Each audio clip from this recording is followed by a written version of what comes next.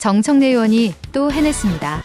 이진숙 방송통신위원장은 현재 헌법재판소에서 탄핵 심판을 받고 있습니다.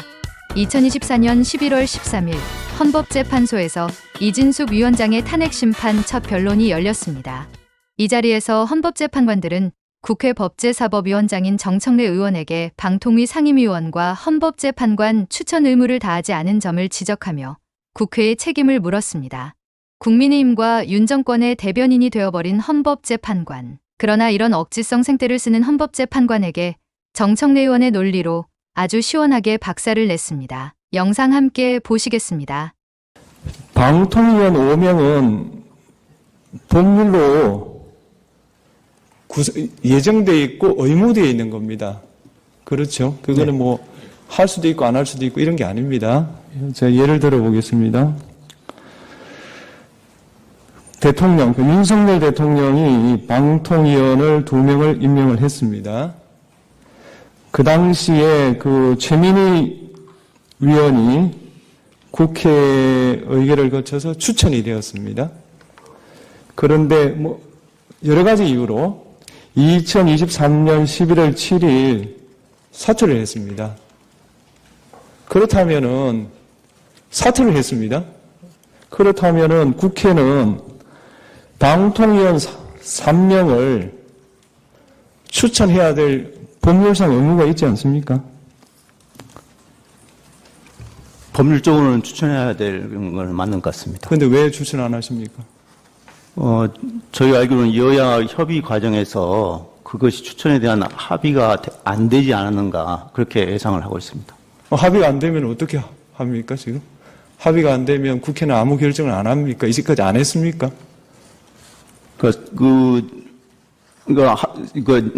이걸 이제 정치적으로 어떻게 봐야 되냐라는 문제도 있을 수 있겠는데요. 저희가 보기에는 임명권자인 대통령이 국회가 추천한 의원을 특별한 이유 없이 임명을 하지 않은 상황에서 국회 다수당이 의원을 추천하는 것이 예를 들면 어떤 의미가 있겠느냐, 또는 이게 임명이 확실하게 보장될 것이냐에 대한 확신을 받지 못했다, 이런 측면도 있는 것 같습니다.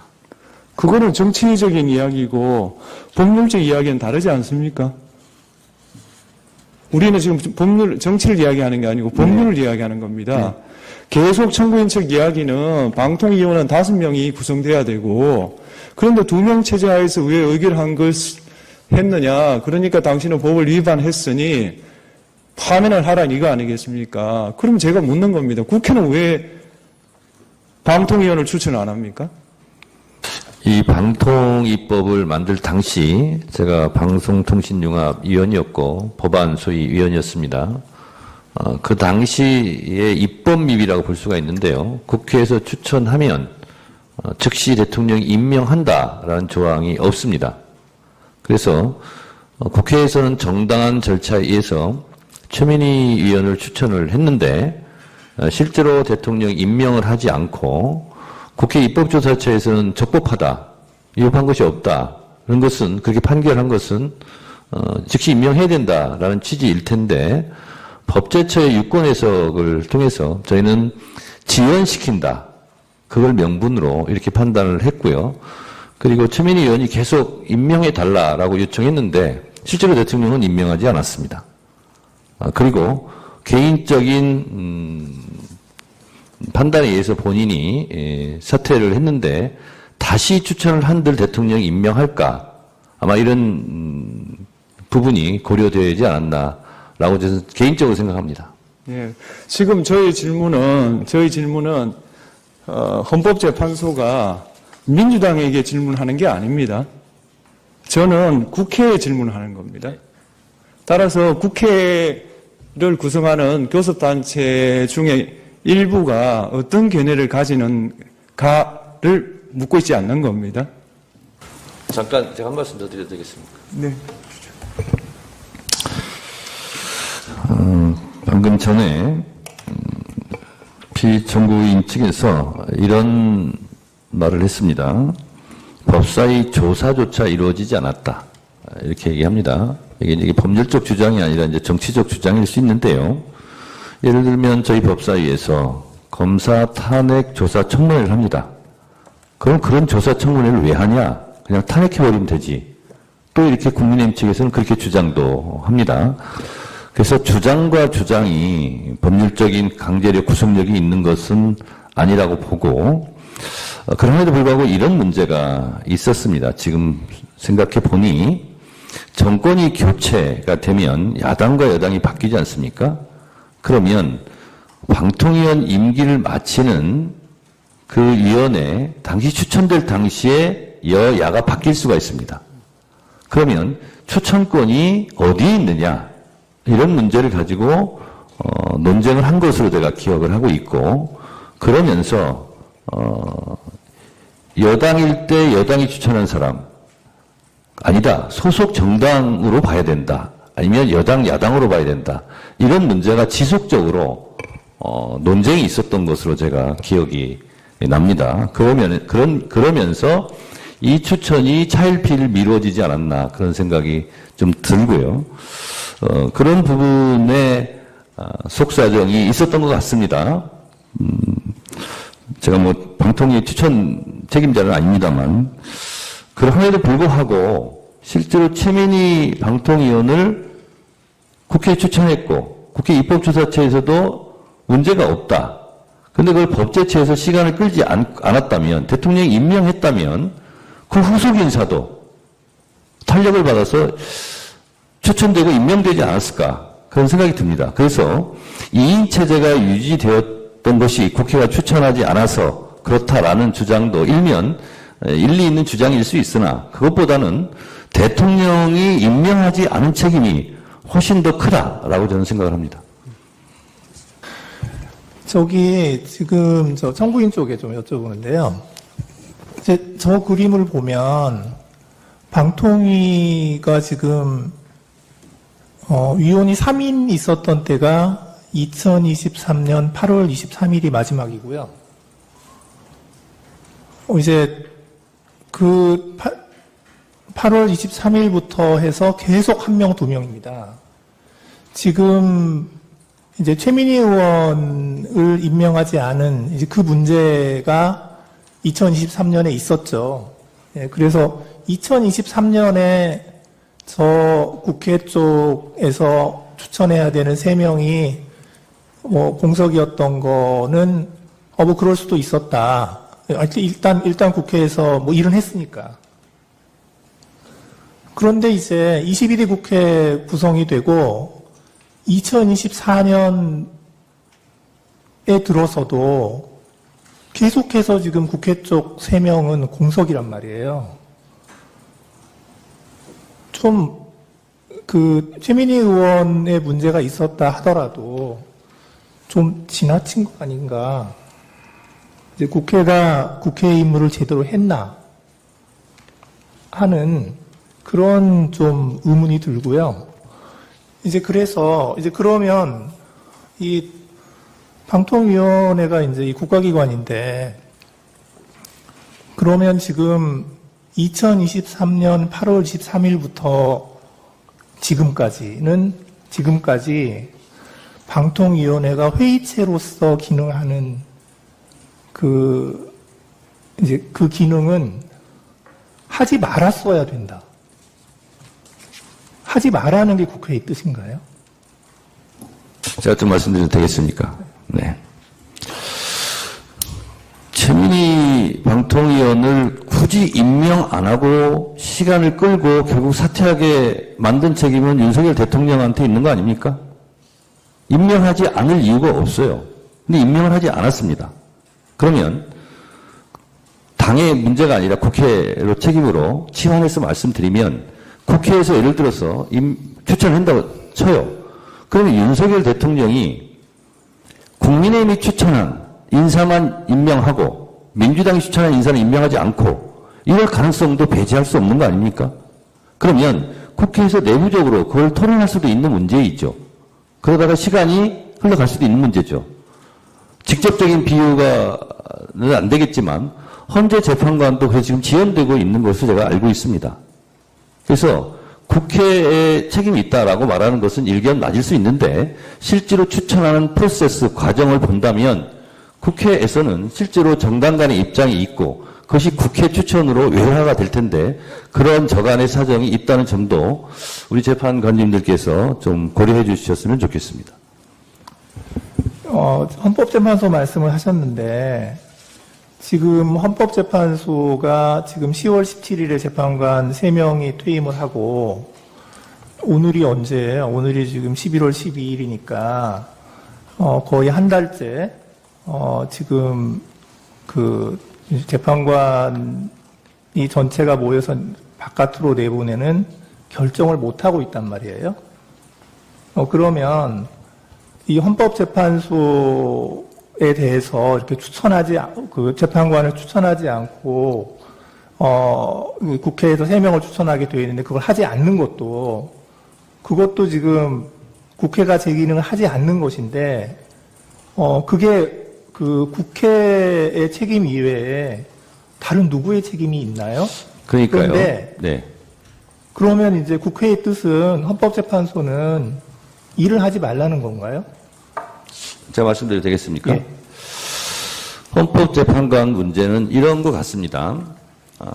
국회에서 법으로 다 규정하면 좋겠지만 그렇지 못한 관례라는 게 있습니다.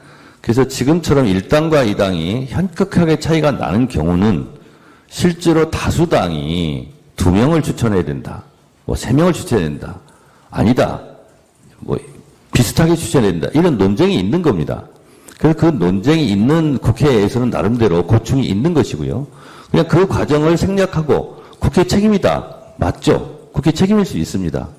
그러나 국회의 지금까지 추천 과정의 경로를 보면 그런 저간의 사정이 있다라는 말씀을 드리고 실제로 현격하게 차이가 나서 다수당이 다 추천한 경우도 있었다라고 지금 제가 알고 있거든요.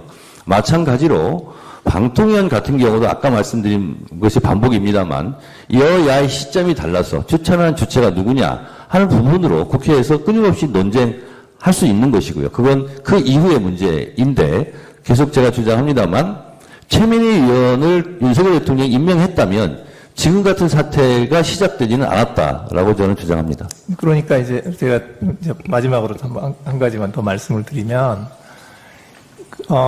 지금 이제 그 국회는 이제 그 국가기관으로서의 그 헌법과 법률에 따라서 국회의 임무를 하셔야 되거든요.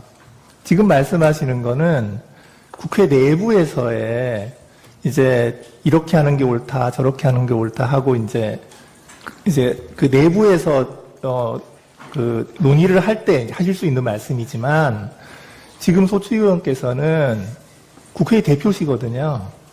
그리고 국회에서 지금 이 탄핵 소추를 했고 그래서 우리 국회는 국가기관으로서 지금 이렇게 기능을 하고 있고 이렇게 역할을 했다.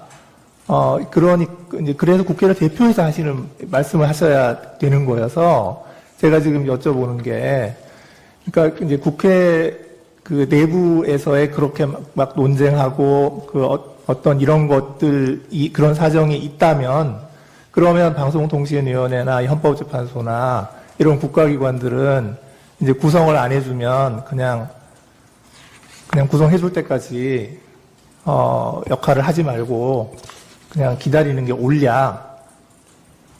그렇게 하라는 게 국회 대표시니까 국회의 뜻이냐. 그걸 여쭤보는 겁니다. 자, 제 말씀드려도 되겠습니까? 다시 한번 강조해서 마지막으로 드리자면 국회도 국가기관이고 대통령도 국가기관이지 않습니까? 처음에 이 문제를 발생시킨 국가기관이 어디죠? 대통령 아닙니까? 대통령이 최민희 방통위원을 임명을 했다면 그 사후에 지금 벌어지는 문제는 발생하지 않았을 것입니다.